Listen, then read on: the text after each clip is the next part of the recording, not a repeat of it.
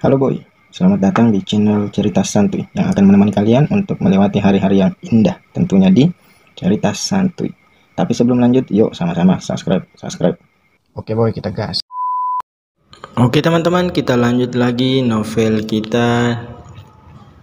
Terima kasih yang sudah stay di sini. Nah, memanfaatkannya, Safira mengambil beberapa helai tisu dan memberikannya kepada Leo. Lantaran keringat di dahi Leo terus mengalir, wajah Leo pun mulai memerah akibat menahan rasa pedas dan nasi goreng yang dimakannya. Tuan, hentikan. Nasi goreng itu pedas dan kau jangan banyak bicara. Kau pikir aku tidak tahan makan makanan pedas, ha? Gerutu Leo sembari menyambar tisu yang diberikan Safira padanya. Safira lantas terdiam. Dasar keras kepala. Sudah ketahuan begitu masih saja berpura-pura. Jangan gengsi, tapi malah menyiksa diri. Gerutu Safira dalam hati merasa kesal. Safira melirik gelas yang tampak kosong di sisi kanan Leo. Ia tahu Leo sudah berkali-kali minum untuk menghilangkan rasa pedas hingga air di dalam gelas itu habis. Namun lantaran kesal, Safira membiarkannya saja. Ia tak mau mengisi air ke dalam gelas untuk Leo. Biarkan saja dia, aku sudah menyuruh berhenti makan tadi, gerutu Safira lagi. Saat kepedasan, Leo hendak meminum air lagi, namun ternyata gelasnya sudah kosong. Ambilkan aku air, pinta Leo pada Safira. Namun Safira berpura-pura tidak mendengarnya dengan tujuan untuk memberikan pelajaran. Merasa diacuhkan, sontak saja Leo menjadi kesal, ditambah lagi lidahnya yang terasa seperti sedang terbakar. Leo lantas bangkit dari tempat duduknya dan meraih tubuh Safira masuk ke dalam pelukannya. Semuanya terjadi begitu cepat sehingga Safira tersadar bahwa Leo sudah melumat habis bibirnya. Puas melumat bibirnya, Leo melepaskan ciumannya. Nafas Safira tersengal-sengal lantaran susah untuk bernafas akibat ciuman itu. Itu hukuman dariku karena kau mengacuhkan aku tadi, kata Leo sembari menyinjingkan senyuman di sudut bibirnya. Aku akan ambilkan air untuk tidak perlu dengan ciuman bibirmu. Rasa pedas di lidahku sudah menghilang, kata Leo mematahkan perkataan Safira. Safira membalas tatapan Leo yang sedari tadi memperhatikan bibirnya. Dasar pria menyebalkan. Selama dia menahanku di rumah, dia selalu saja menindasku. Dirinya benar-benar pria menyebalkan, gerutu Safira dalam hatinya. Leo memperhatikan raut wajah Safira yang terus saja menatapnya. Apa? Kau tidak senang, ha?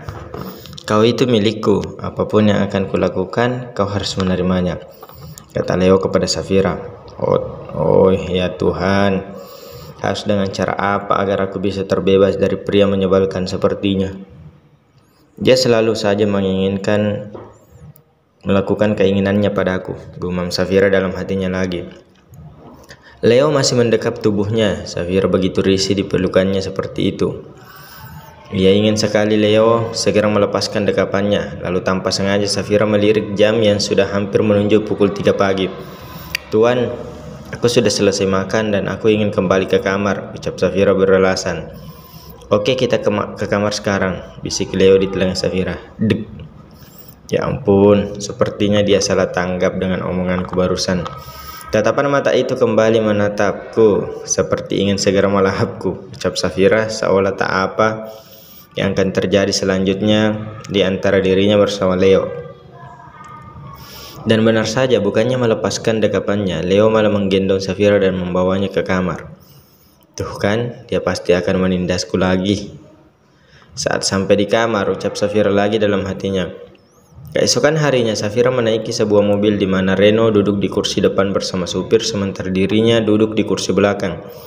Mobil itu sangat mewah dan semua orang tahu berapa harganya. Bahkan Safira sendiri tidak pernah menyangka bahwa dirinya akan duduk di dalam mobil mahal itu.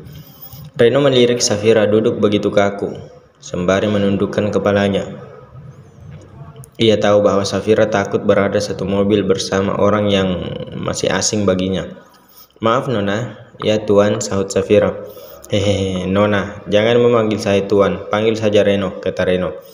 Tersenyum ramah pada gadis itu. Safira lantas menganggukkan kepalanya perlahan. "Nona, saya mohon Anda dapat bekerja sama dengan saya. Tuan Leo hanya mengizinkan Anda menjenguk ibu Anda paling lama sejam. Setelah itu Anda harus segera kembali ke rumah," kata Reno. "Tapi aku ingin, Nona, sebaiknya Anda mematuhi apa yang dikatakan Tuan Leo. Kalau tidak, maka Tuan Leo tidak akan memberikan Anda izin keluar lagi," kata Reno memotong perkataan Safira. "Iya, baiklah," sahut Safira sedikit tampak kecewa. Tiba di rumah sakit, Safira langsung menuju ke ruangan di mana ibunya dirawat pasca operasi. Ketika masuk, ia melihat wanita parubaya itu tengah duduk bersandar di atas ranjang rumah sakit. Tak hanya itu saja, Safira juga melihat Fani yang menoleh kesal kepadanya. "Beraninya kau muncul sekarang, ha? Asal manusia tidak tahu diri," teriak Fani kemudian menghampiri Safira dengan raut wajah yang murka. Plak! Safira terdiam ketika Fani menampar wajahnya. "Ibuku mengurusimu dengan baik, tapi di saat ibuku sakit kau malah menghilang begitu lama. Dari mana saja kau, ha?" teriak Fani hendak memukul Safira, namun seketika tangan Fani ditahan oleh Reno yang langsung masuk setelah mendengar kegaduhan dari luar. Fani terkejut dan menatap pria berjas hitam dan rapi dengan sedang menggenggam pergelangan tangannya. "Tolong sopan sedikit dengan nonaku," ucap Reno menatap tajam pada Fani. Fani terlihat takut akan tatapan tersebut. "Siapa kau?" "Siapa yang kau bilang nonamu?" tanya Fani gugup. Sementara Yohana, ibu dari Fani, menatap Reno dengan perasaan yang bingung. "Nonaku adalah Nona Safira. Aku bertugas untuk melindungi Nona Safira dari orang-orang yang ingin berbuat jahat padanya," sahut Reno. Fani dan Yohana sangat terkejut serta tak menyangka bahwa Safira dilindungi seseorang. "Siapa yang kau bilang jahat? Aku ini keluarganya dan aku berhak melakukan apa saja kepadanya karena ibuku yang sudah membesarkan dia," pekik Fani berusaha melawan. Fani menarik tangannya dari genggaman Reno dan hendak memukul Safira lagi. Namun dengan sigap Reno kembali menahan tangannya. "Sekali pukul maka aku akan memukulmu lagi," ucap Reno melotot pada Fani. Tangan Fani gemetar melihat raut wajah Reno yang begitu mengerikan. "Fani, hentikan," kata Yohana pada putri kesayangannya itu. Fani lantas pergi mendekat pada ibunya. "Ibu." Yohana melirik Safira serta memperhatikan dari kepala hingga ujung kaki. Bajunya begitu bagus dan bermerek. Sepatunya juga, dan dia juga menenteng tas yang bagus. Itu pasti sangat mahal harga. Sialan, dari mana anak ini mendapatkan semua itu? Apa dia menjual dirinya kepada pria kaya? Bahkan pengawalnya saja memakai jas yang sangat bagus. Dia pasti simpanan pria yang kaya raya. Aku akan memanfaatkan kesempatan ini dari Safira, ucap Yohana dalam hatinya. "Safira, kemarilah nak," ucap Yohana mulai berpura-pura baik kepada Safira. Fani tampak terkejut melihat perubahan sikap ibunya. "Ibu," ucap Safira yang begitu merindukan pelukan hangat dari seorang wanita yang ia harapkan menjadi pengganti ibunya yang telah lama meninggal. Safira lantas memeluk Yohana dan menangis di dalam dekapannya. Ia merasa sangat senang karena dapat merasakan pelukan dari seorang ibu baginya. "Ibu, maaf, sudah lama ibu dirawat di rumah sakit, tapi baru sekarang aku bisa menjenguk ibu," ucap Safira begitu polos tanpa mengetahui niat terselubung di balik sikap Yohana yang terlihat sangat menyayanginya. "Tidak apa-apa nak, ibu sama sekali tidak marah padamu," sahut Yohana. Fani terlihat kesal ketika Yohana memeluk Safira. Melihat situasi tampak tenang, Reno pun memutuskan untuk menunggu Safira di luar. Safira duduk di samping Yohana yang sedari tadi mengelus serta membelai rambut yang lembut. "Bagaimana kondisi ibu?" tanya Safira. "Ibu baik-baik saja. Setelah operasi, ibu tidak merasakan sakit lagi. Ibu hanya perlu menunggu keputusan dokter untuk mengizinkan ibu pulang ke rumah," kata Yohana. Syukurlah, jika tidak ada masalah setelah ibu operasi, ucap Safira merasa tenang. Yohana melirik, raut wajah tak senang yang Fanny tampilkan ketika menatap Safira. Nak, ibu ingin makan kue manis, bisakah kau membelikannya untukku? Pinta Yohana pada Safira. Tentu saja ibu, aku akan membelikan sekarang juga. Tunggulah sebentar, sahut Safira kemudian bergegas pergi untuk membeli kue manis yang tak jauh dari rumah sakit itu. Setelah Safira pergi, Fanny menatap ibunya dengan penuh tanda tanya di dalam benaknya. Hah? Ibu tahu kau pasti bingung dengan sikap ibu kepada Safira tadi, kata Yohana. Ya sudah, kalau begitu jelaskan maksud ibu tadi. Kenapa ibu tiba-tiba saja memeluk dan menyayangi Safira? Tanya Fanny. Cih, kau itu hanya bisa bersikap berogan saja, tapi kau begitu bodoh, gerutu Yohana. Apa maksud ibu? Tanya Fanny lagi. Kau tidak perhatikan apa saja yang dikenakan Safira tadi? Bajunya, sepatunya, bahkan tas yang ditenteng Safira barusan. Semua itu pasti mahal harganya. Apa kau lupa kalau Safira yang melunasi semua biaya operasi serta perawatan ibu di sini? Ini rumah sakit besar yang pasti sangat mahal biayanya, seru Yohana. Fanny lantas mengingat kembali tampilan Safira yang begitu berubah. Dandanannya lebih modis dan juga lebih elegan dengan barang mewah pemberian Leo. Ah, ibu benar. Tapi dari mana dia mendapatkan semua itu? Tanya Fanny lagi. Ibu yakin ada pria kaya yang menjadikannya simpanan, sahut Yohana. Fanny, kita harus memanfaatkan Safira.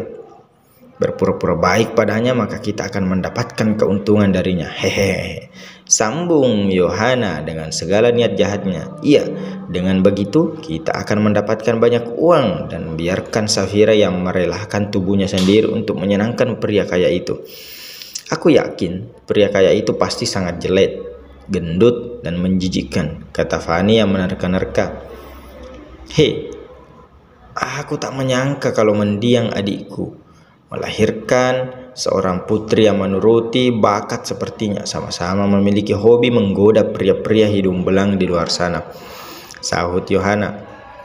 Ibu, biarkan saja, yang penting kita akan menikmati semua uang Safira dapatkan dari pria itu. Jadi kita tidak perlu hidup miskin lagi mulai sekarang. Hehehe, kata Fania. Panggil namaku. Setelah Safira telah membeli sebuah kue manis untuk Yohana, ia kembali ke rumah sakit dengan pengawalan Reno dan seorang supir pribadi yang ditugaskan Leo untuk mengantar kemanapun dia pergi. Setibanya di area parkir rumah sakit, Safira hendak turun dari mobil, namun Reno menahannya. Nona, Anda tidak boleh turun dari mobil, kata Reno. Kenapa? Aku ingin memberikan kue ini untuk ibuku, tanya Safira. Waktu yang diberikan kepada Anda sudah habis, dan sekarang Anda hanya bisa kembali ke rumah Tuan Leo, sahut Reno.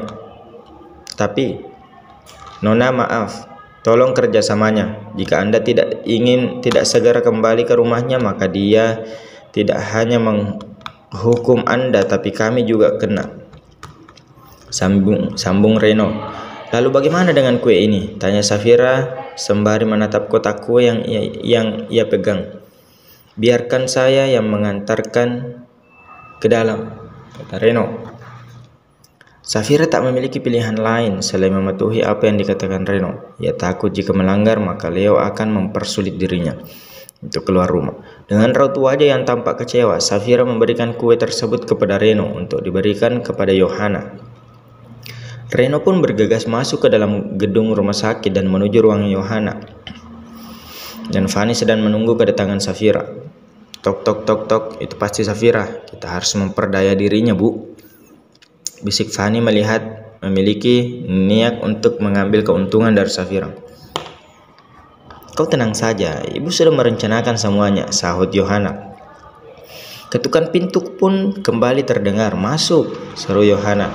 Pintu terbuka dan raut wajah Yohana serta Fanny berubah ketika melihat Reno masuk ke dalam ruangan itu. Permisi, saya kesini ingin mengantarkan kue dari Nona Safira, kata Reno. Di mana Safira? Tanya Fani. Dia menunggu di mobil, sahut Reno. Kenapa dia tidak memberikannya sendiri? Tanya Nona. Nona, kami sangat sibuk, dia harus segera kembali, sahut Reno. Saya letakkan kuenya di sini, permisi, sambung Reno lantas balik badan dan pergi. Yohana dan Fani merasa sangat kesal lantaran mereka tak bisa melakukan rencananya mereka untuk memanfaatkan Safira yang begitu lugu. Sialan, dia begitu sombong sekarang. Sibuk apa dia? Bisa-bisanya menyuruh orang lain memberikan kue itu untuk ibu. Gerutu Fani kesal. Kau tenang dulu, semua rencana kita akan berhasil nanti. Safira tidak mungkin meninggalkan kita begitu saja. Dia pasti akan kembali menemui kita. Dan saat itulah kita akan memperdaya dirinya untuk mendapatkan uang yang banyak, kata Yohana. Hei, kalaupun dia tidak menemui kita, aku akan mencarinya, Bu.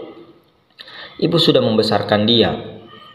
Dan sudah semestinya dia harus balas budi kepada ibu, kata Fani. Ya, kau benar, sahut Yohana. Safira kembali ke kediaman Leo. Walaupun semua pelayan tampak ramah kepadanya, namun Safira tetap saja merasa bahwa rumah megah itu hanyalah tempat asing baginya. Safira sering terdiam diri di dalam kamar dengan menonton televisi untuk membunuh waktu yang sangat membosankan. Tok tok tok tok, siapa? Tanya Safira. Saya Huria, Nona, sahutnya. Safira lantas membuka pintu untuk Huria. Nona, ini seragam sekolah untuk Anda. Saya sudah menyetrikanya, saya akan menyimpannya di lemari, kata Huria. Safira melihat seragam sekolah yang jelas saja berbeda dengan seragam yang biasa ia kenakan. Ini punyaku, tanya Safira. Iya Nona, kata Tuan mulai besok Nona sudah bisa masuk ke sekolah yang baru, sahut Huria. Safira hanya diam dan menatap Huria yang sedang menyimpan seragam sekolah itu ke dalam lemari. Nona, ikutlah bersama saya, kata Huria. Hah, kemana? Tanya Safira. Melihat ruang belajar untuk Anda. Tuan Leo sudah menyiapkan segalanya di sana, kata Huria. Safira merasa penasaran. Ia lantas mengikuti langkah Huria membawanya ke sebuah ruangan di mana ruangan itu akan menjadi tempatnya untuk belajar. Safira masuk ke dalam ruangan tersebut dan melihat begitu banyak buku yang tersusun rapi di rak lemari. Wah, banyak sekali bukunya, seru Safira dalam hatinya menatap segala arah ruangan. Ia juga melirik dua buah meja dan kursi serta beberapa sofa di ruang tersebut. Ini ruang belajarku, tanya Safira. Iya Nona, sahut Huria. Tapi kenapa ada dua meja di sini? Tanya Safira lagi. Ruang ini sebenarnya adalah ruang kerja Tuan Leo. Dia sering menghabiskan waktunya untuk melakukan pekerjaan dan yang tertunda di kantor di sini, sahut Huria. Lalu kenapa aku? Mungkin Tuan Leo ingin berbagi ruangan dengan Anda, kata Huria cepat-cepat memotong perkataan Safira. Safira terdiam dan tampak berpikir setelah tahu bahwa ruang belajarnya juga termasuk ruang kerja Leo. Pria itu benar-benar tidak mau membuang kesempatan apapun. Dia pasti sengaja menyuruhku belajar di ruang kerjanya supaya dia bisa menindasku kapanpun dia mau, gerutu Safira dalam hatinya. Huria menghampiri sebuah lemari yang tak jauh dari meja belajar itu. Ia membuka pintu lemari tersebut dan memperlihatkan beberapa tas branded pemberian Leo untuk Safira gunakan ketika pergi ke sekolah. Nona, tinggal memilih tas mana yang akan digunakan untuk pergi sekolah, kata Huria. Ini untukku, tanya Safira kaget melihat beberapa tas yang begitu bagus. Iya Nona, semuanya pilihan Tuan Leo untuk Anda, sahut Huria sembari tersenyum lebar padanya. Ini terlalu berlebihan untukku, kata Safira. Nona akan berangkat ke sekolah di sekolahan elit dan hanya anak-anak dari keluarga kaya dan terpandang yang bisa sekolah di sana. Jadi, semua yang akan Anda kenakan besok tidak akan berlebihan jika dibandingkan dengan mereka, kata Huria. Safira hanya terpengah mendengar semua perkataan Huria mengenai kehidupan orang-orang berduit. Apa aku bisa bergaul dengan mereka nanti? Aku hanya orang miskin, mana mungkin aku bisa bergaul dengan anak-anak orang kaya di sekolah nanti, ucap Safira dalam hatinya. Huria mendekati Safira lalu menggenggam tangannya. Huria tersenyum sembari menatap Safira yang juga sedang menatapnya. Nona, jika Anda patuh maka Tuan Leo tidak akan menyakiti Anda. Sebenarnya Tuan Leo itu memiliki hati yang baik, ucap Huria berusaha untuk membuat Safira mengerti akan keadaan dirinya di sisi Leo. Tapi dia selalu bersikap kasar dan seenaknya padaku, kata Safira tampak sedih. Bersabarlah, tidak ada gunanya juga jika Anda menentangnya. Jika Anda menentangnya maka hanya kesulitan dan akan Anda terima selama Anda di sini. Saat Huria, saya tahu Anda gadis yang baik, sambung Huria. Safira meneteskan air matanya. Semua yang ia rasakan ketika berada di sisi Leo begitu bertentangan dengan keinginannya yang terbiasa hidup bebas. Melihat Safira menangis, Huria lantas memeluknya untuk menenangkannya. Sudah, jangan menangis, ucap Huria. Malam harinya, Safira masih duduk di sudut ruang kamar sembari menatap keluar jendela. Ia melihat ruas-ruas jalanan dan ingin sekali pergi menjauh dari sisi pria yang selalu menekan hidupnya. Kenapa takdir harus membawaku bertemu dengan pria itu? Aku hanya ingin hidup bebas tanpa ada menekanku, tapi aku tak bisa lari karena dia selalu mengancam dan ingin menghabisi semua keluargaku. Oh ya Tuhan, apa salahku sehingga aku mengalami hal-hal sulit dalam hidupku? Gumam Safira dalam hatinya. Ceklek. Lamunan Safira buyar. Ia lalu menoleh ke arah pintu terbuka. Leo masuk ke dalam kamar dan berdiri sambil menatapnya. Kemari, seru Leo pada Safira. Gadis lugu itu pun melangkah perlahan mendekatinya. Buka jasku, seru Leo lagi. Safira masih terpaku sembari menatap Leo dengan tatapan bingung. Apa kau tuli? Aku bilang buka jasku, seru Leo sedikit berteriak pada Safira. Bau alkohol begitu menyengat tercium di hidung Safira. Bau tersebut keluar dari mulut Leo. Apa dia sedang mabuk? Tanya Safira dalam benaknya. Cepat lepaskan, teriak Leo kesal. Ya Tuhan, ya Tuhan, sahut Safira kaget dan langsung melakukan apa yang diperintahkan Leo. Leo yang malam itu mabuk meraih wajah Safira dan mencengkramnya dengan kuat. Panggil namaku, serunya. Safira menatap Leo dengan tatapan nanar. Panggil namaku, teriak Leo lagi. Leo, ucap Safira. Bagus, mulai sekarang jangan panggil aku Tuan, panggil aku Leo, kata Leo. Kau mengerti? Kata Leo lagi. Safira pun menganggukkan kepalanya dengan kondisi tubuh yang gemetar.